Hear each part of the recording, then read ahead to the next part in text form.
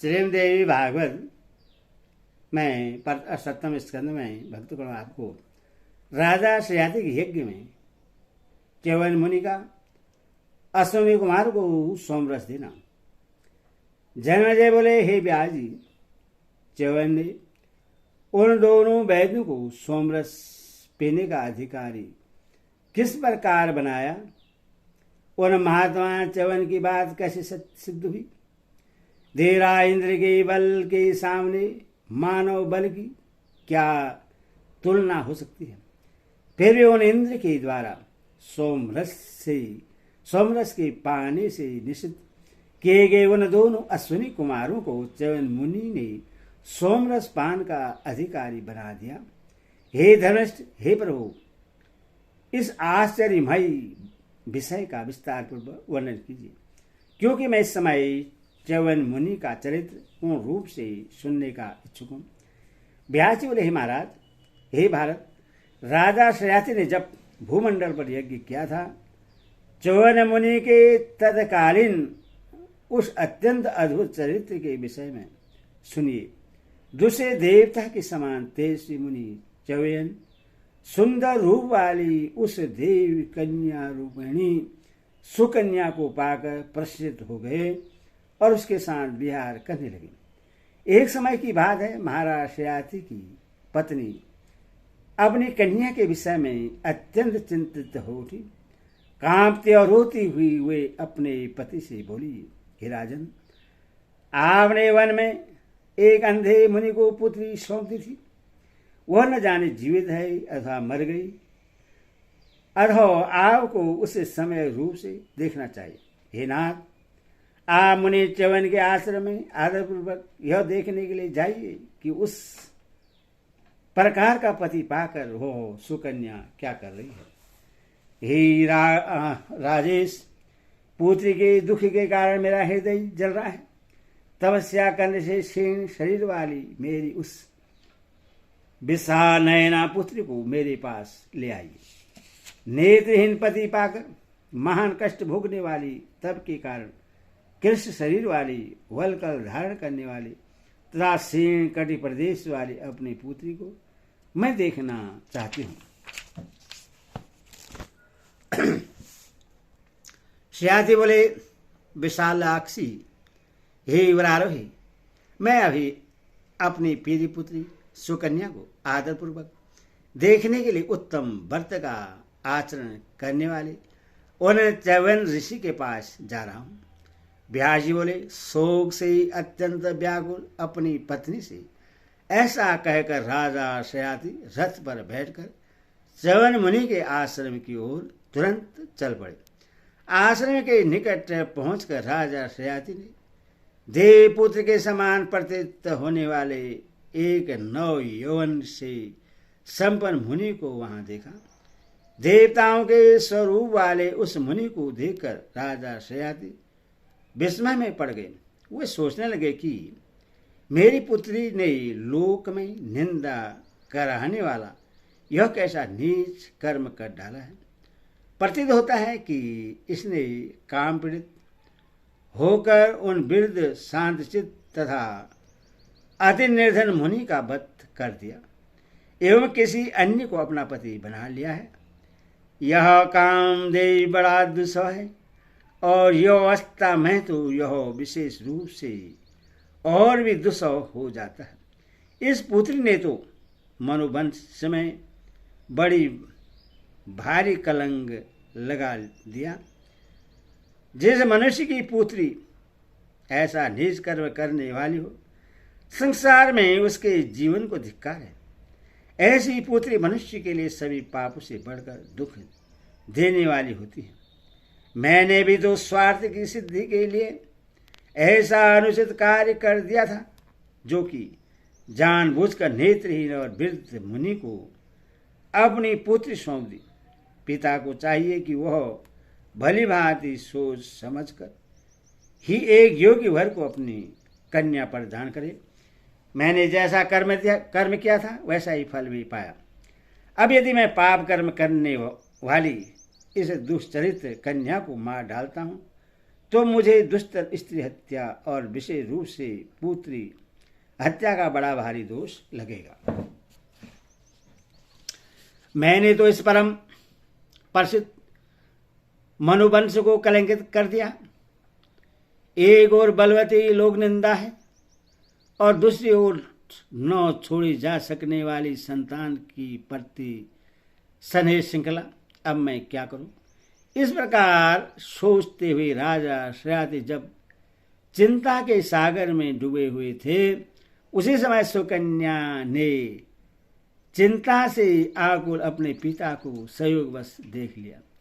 उन्हें देखते ही प्रेम से परिपूर्ण हृदय वाली वह सुकन्या अपने पिता राजा श्रयाति के पास गई और वहां जाकर उनसे पूछने लगी, हे राजन, कमल के समान नेत्र वाले बैठे हुए इन युवा मुनि को देखकर चिंता के कारण व्याकुल मुखमंडल वाले आप इस समय क्या सोच रहे हैं? हे पुरुष व्याघ्र, इधर आइए और मेरे पति को प्रणाम कीजिए। ये मनुवंशी राजेंद्र, इस समय आप शोक मत कीजिए। ब्यास बोले, हे राजन, जब अपनी पुत्री सुकन्या की बात सुनकर क्रोध से संतप्त राजा श्रयाति अपने सामने खड़ी उस कन्या से कहने लगी। राजा बोले, हे पुत्री, परम तपस्वी वृद्ध तथा नेत्रहीन वे मुनि च्यवन कहाँ हैं और यह मंदोन्मत्त युवक कौन है? इस विषय में मुझे महान संदेह हो रहा है। दुराचार में लिप्त रहने वाली हे पापरी, हे कुलनाशनी, क्या तुमने च्यवन मुनि को मार डाला और काम के वशीभूत होकर इस पुरुष का नए पति के रूप में वर्ण कर लिया? इस आश्रम में रहने वाले उन मुनि को मैं इस समय नहीं देख रहा हूँ, इसीलिए मैं चिंताग्रस्त हूँ। तुमने यह नीच कर्म क्यों किया? यह तो निश्चय ही व्यभिचारिणी स्त्रियों का चरित्र है। हे दुराचारिणी, इस समय तुम्हारे पास इस दिव्य पुरुष को देखकर तथा उन च्यवन मुनि को न देखकर मैं तुम्हारे द्वारा उत्पन्न किए गए शोक सागर में डूबा हो। अपने पिता की बात सुनकर उन्हें साथ लेकर वह सुकन्या तुरंत पति के पास पहुंची और उनसे आदरपूर्वक कहने लगी, हे तात, ये आपके जमाता च्यवन मुनि ही हैं, इसमें कोई संदेह नहीं है। अश्विनी कुमारों ने इन्हें ऐसा कांतिमान तथा कमल के समान नेत्र वाला बना दिया है। वे दोनों अश्विनी कुमार एक बार देव योग से मेरे आश्रम में पधारे थे। उन्होंने ही दयालुतापूर्वक च्यवन मुनि को ऐसा कर दिया है। हे पिताजी, मैं आपके पुत्र हूँ। हे राजन, मेरे पतिदेव का यह रूप देखकर शेष में पड़े हुए आप मोह के वशीभूत होकर मुझे जैसी समझ रहे हैं, मैं वैसी पाप कृत्य करने वाली नहीं हूँ। हे राजन, भृगुवंश को सुशोभित करने वाले च्यवन मुनि को आप प्रणाम करें। हे पिताजी, आप इन्हीं से पूछ लीजिए, ये आपको सारी बात विस्तार पूर्वक बता देंगे। तब पुत्री की यह बात सुनकर राजा श्रयाति ने तुरंत मुनि के पास पहुंचकर उन्हें प्रणाम किया और वे उनसे आदरपूर्वक पूछने लगे। राजा बोले, हे भार्गव, आप अपना सारा वृत्तांत समस्त रूप से मुझे शीघ्र बतलाइए। आपने फिर से किस प्रकार अपने दोनों नेत्र प्राप्त किए और आपका बुढ़ापा कैसे दूर हुआ? आपका परम सुंदर रूप देखकर मुझे यह मान संदेह हो रहा है। हे ब्राह्मण, आप विस्तार पूर्वक यह सब बतलाइए, जिससे सुनकर मुझे सुख प्राप्त हो। च्यवन बोले, हे निर्विशेष देवताओं की चिकित्सा करने वाले दोनों अश्विनी कुमार एक बार यहाँ आए थे। उन दोनों ने ही कृपा पूर्वक मेरा यह उपकार किया है। उस उपकार के बदले मैंने उन दोनों को वर दिया है कि मैं आप दोनों को राजा श्रयाति के यज्ञ में सोमपान का अधिकारी बना दूंगा। हे महाराज, इस प्रकार अश्विनी कुमार के द्वारा मुझे यह व्यवस्था तथा ये विमल नेत्र प्राप्त हुए हैं। आप निश्चित रहिए और इस पवित्र आसन पर विराजमान हों। मुनि के यह कहने पर राजा श्रयाति रानी से सुखपूर्वक आसन पर बैठ गए। इसके बाद वे महात्मा च्यवन जी से कल्याणमयी बातें करने लगे। तत्पश्चात भृगुवंशी च्यवन मुनि ने राजा को संताना देते हुए उनसे कहा, हे राजन, मैं आपसे यज्ञ कराऊंगा, आप यज्ञ संबंधी सामग्रियां जुटाइए। मैं दोनों अश्विनी कुमारों से प्रतिज्ञा कर चुका हूं कि मैं आप दोनों को सोमपान का अधिकारी बना दूंगा। हे नृपश्रेष्ठ, आपके महान यज्ञ में मुझे वह कार्य संपन्न करना है। और हे राजेंद्र, आपके सोम यज्ञ में इंद्र के कोप करने पर मैं अपने तेज बल से उन्हें शांत कर दूंगा और उन देव वैद्यों को सोमरस पिलाऊंगा। हे राजन, इस बात से राजा श्रयाति परम संतुष्ट हुए और उन्होंने च्यवन मुनि की उस बात को आदरपूर्वक स्वीकार कर लिया।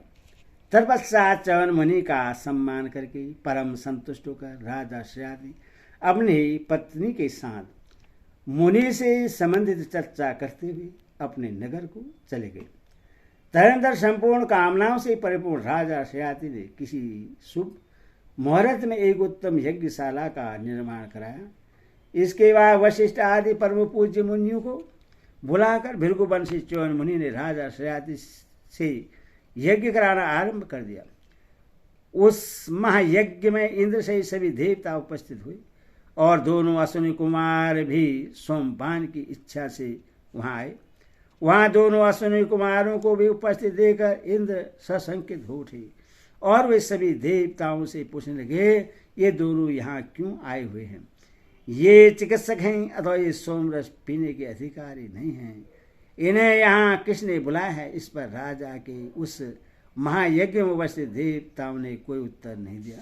तत्पश्चात जब च्यवन मुनि दोनों अश्विनी कुमारों को सोमरस ग्रहण कराने लगे, तब इंद्र ने यह कहते हुए उन्हें रोका, इन दोनों को सोमभाग ग्रहण मत कराइए।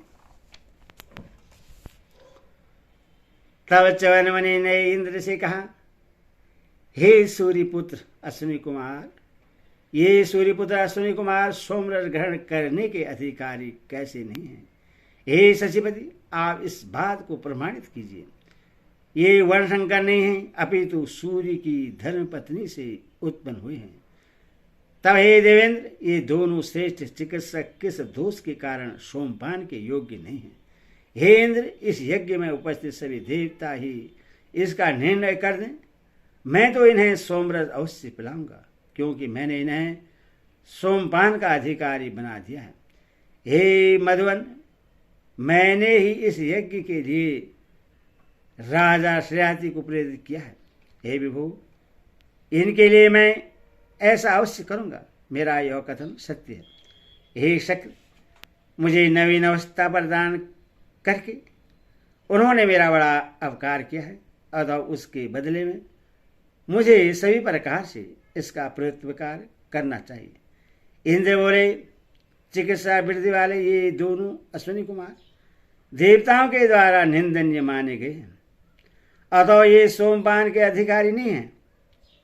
इनके लिए सोम रस का भाग मत ग्रहण कीजिए। च्यवन मुनि बोले, हे अहिल्याजार, इस समय व्यर्थ को मत करो। वृत्त का वध करने वाले हे इंद्र, हे देवपुत्र अश्विनी, ये देवपुत्र अश्विनी कुमार सोमपान के अधिकारी क्यों नहीं हैं? व्यास जी बोले, हे राजन, इस प्रकार का विवाद छिड़ जाने पर वहां उपस्थित कोई भी देवता च्यवन मुनि से कुछ भी नहीं कह सका। तब अपने तव बल के द्वारा अत्यंत तेजस्वी च्यवन मुनि ने सोमरस का भाग लेकर अश्विनी कुमार को दे दिया। यदि श्रीमद्देवी भागवत महापुराणे षष्ठादश संहितानां सप्तमस्कन्धे च्यवनेनां कीर्ति सोमपानाधिकार तत्चेष्टावर्णनां षष्ठोऽध्यायो। हरि ओम।